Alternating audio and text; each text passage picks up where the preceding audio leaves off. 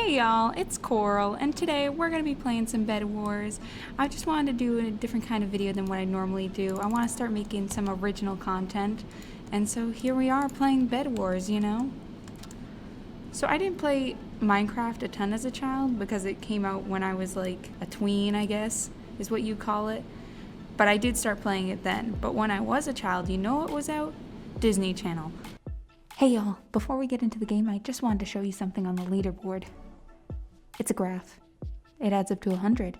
If you want to help me improve this graph, you could subscribe, because that'd be pretty cool. Okay, back to Bedwars. My parents weren't big fans of Nickelodeon because they saw it as like kind of crude humor, so I wasn't allowed to watch Nickelodeon. But you know what I did watch? Disney Channel. So, you know, the premise of like Disney Channel shows are all kind of similar. Like, you got Hannah Montana, girl living her life at school, but she has a secret, she's a pop star. And then you got That's So Raven, girl living her life at school, but she's got a secret, she can see the future. So, and then you got Zach and Cody, two boys just living their life, but they got something quirky about them. They live at a hotel. You know, a lot of Disney shows kind of follow that same premise with you got your main character who's kind of living their normal life, but oh, they got something that makes them real special. And like Kim Possible, same thing, girl living her life at school, but she fights bad guys. So, you know, Phineas and Ferb, one of my all-time favorite shows. It kind of follows that same premise. I mean, well, not really. It goes about two boys, like, you know, normal. They're living their life, except, first off, they're not in school. They're on summer vacation. Already a little different from your normal, like, Disney show. But then, on top of that, not only is it summer vacation. Ooh, that was a close one with the bed. Ah, gosh. Okay. Nice. Oh, final killed already. So as I was saying before I rudely got thrown off my bed, so Phineas and Ferb, you know, it's got that normal premise where it's like, okay, these two brothers build things and their sister tries to get them in trouble for building these things. Okay, makes sense. But then you get to the subplot. Have you ever tried to explain the plot of Phineas and Ferb to someone who has never seen the show? Well, let me tell you, when you get to the subplot, that's when they get lost. Because all of a sudden you're like, oh, these two boys that build stuff, they also have a pet platypus who is a secret agent and goes and lives a double life fighting crime against a mad scientist. Like, huh? If you've never seen the show, that makes absolutely zero sense. As someone who's tried to explain it to an adult, that makes zero sense to them. But, like, it makes total sense to us. Okay, come on. Come on, I want to explain Perry. Like I said, Perry's one of my favorite characters. I have a Perry the Platypus onesie, because, you know, I'm a real fan. Oh, died, but at least I got one kill. And I love Perry the Platypus, as I was saying. But yeah, trying to explain this show to someone makes zero sense. And I think that's part of the reason why Dan Pomemeyer and Jeff Swampy Marsh pitched the show for literally 16 years before someone picked it up. But you know, the Disney execs, they didn't think this show was crazy. They were like, hey, this could work. And it did. And they got a banger product out of it. Because, you know, Phineas and Ferb is an absolute legendary show. And if you haven't watched it, what are you doing with your life? And like I said, they pitched it for 16 years. Like, they put in the work for this. They knew it was going to be good. But also, Phineas and Ferb wasn't originally supposed to be a musical, which blows my mind because the music is one of the most iconic parts of the show. Jeff Swampy Marsh and Dan Pomemeyer literally told people that most of the songs they wrote in an hour, and they could write a song about anything in an hour. So most of these songs, which are absolute bangers and don't deserve to slap as hard as they do, they wrote in an hour, which is insane. As someone who's tried to write music, like, the thought of being able to write something in an hour, mind-blowing. Like, I'm so indecisive that I could barely, like, decide if I should use the word would or could for like 20 minutes in an English essay, never mind an actual song, which people will listen to for years. Which, speaking of which, I listen to Phineas and Ferb all the time. Come on. Ah, so close. But yeah, one of the great parts of Phineas and Ferb is the music. They have music from all different genres. And that's one of the great things about it.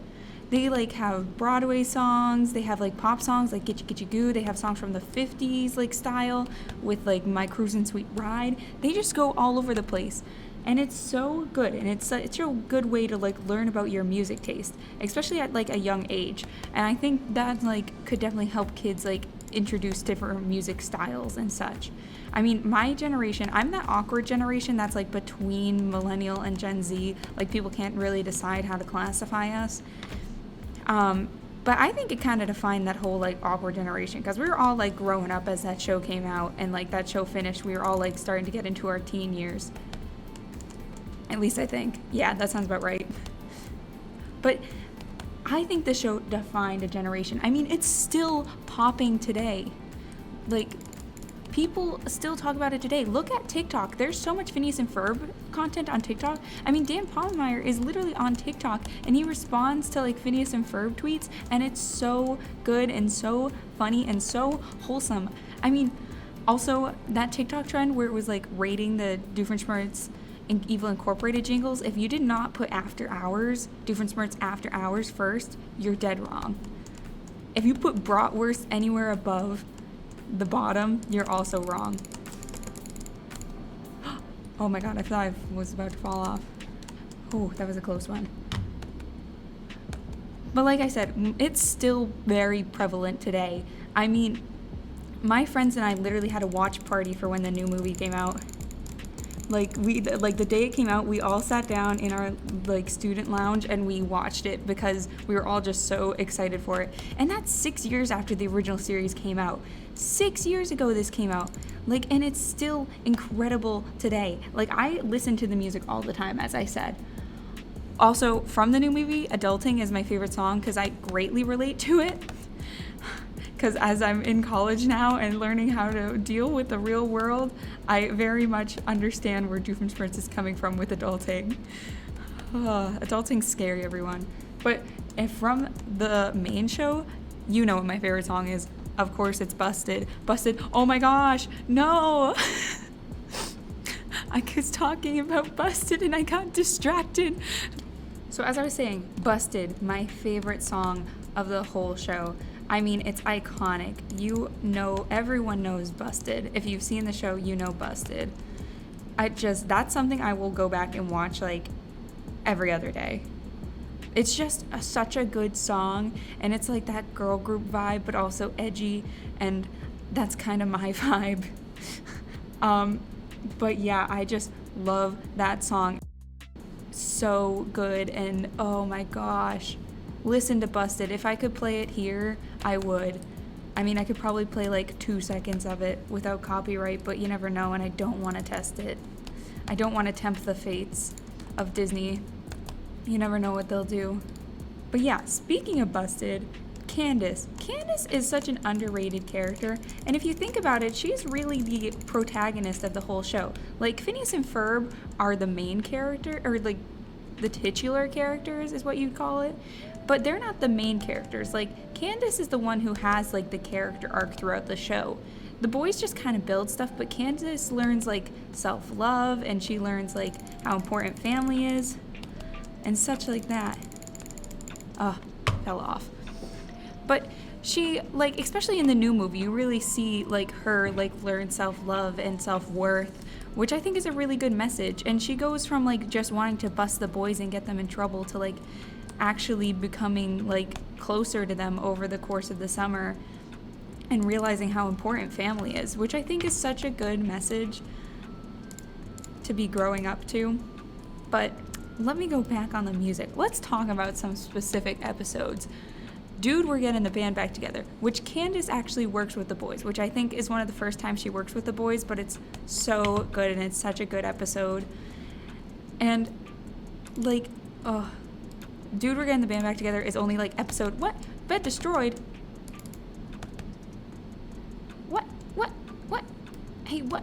Okay, but Dude, We're Getting the Band Back Together is only, okay, bye, is only like episode 14, but it slaps so hard. Like, I don't know how they got that episode to slap so hard. Maybe it's because they have 4 songs in it and they don't usually have that many songs, but it's such a good episode. All the songs are bangers.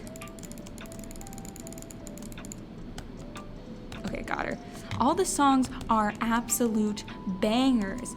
The first song, I Ain't Got Rhythm, oh my gosh, it's so iconic and ingenious how he's just using his everyday life to have rhythm and doesn't even realize it. It's so good. And then you go on and you have Fabulous. Have you watched Fabulous multiple times? It's such an iconic song.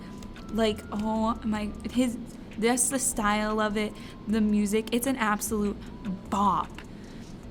And then you got a song which becomes literally a staple of the show, You Snuck Your Way Right Into My Heart, which, incredible show. Okay, I don't feel like standing around here anymore, so if we're gonna die trying, you know, folks? Gonna get one more gold, gonna get some more armor, better armor, and then we're gonna head out. And if we die, we die. I don't know how to explain it. It went from a show that like literally couldn't get greenlit for 16 years to an absolute legendary status. Like, how that show lasted 8 years and it was good over the whole course of those 8 years. Like, I don't think there was any point where it was like a downfall where it didn't become as good, or like some TV shows where, you know, where they kind of lose, like once they get past the original concept, they aren't as good anymore. But Phineas and Ferb just kept going, like incredible episode after incredible episode, and it's so good. And it came back 6 years later and was just as good in the movie. Oh, dang it. But yeah, I love Phineas and Ferb. I might die in Bedwars all the time, but I can say it. I love Phineas and Ferb, and it's an absolute banger of a show. And if you haven't watched it, you should. And if you haven't watched it one episode recently, you should go do that. And it should be, dude, we're getting the band back together. Watch that episode, incredible. And then just go watch Busted, and just stand Perry the Platypus. That's all I can say. That's all I have to say. If you enjoyed this video, or you just like Phineas and Ferb, feel free to like and subscribe. It really helps out creators such as myself. I hope you all have an awesome day. Bye, y'all. Bye.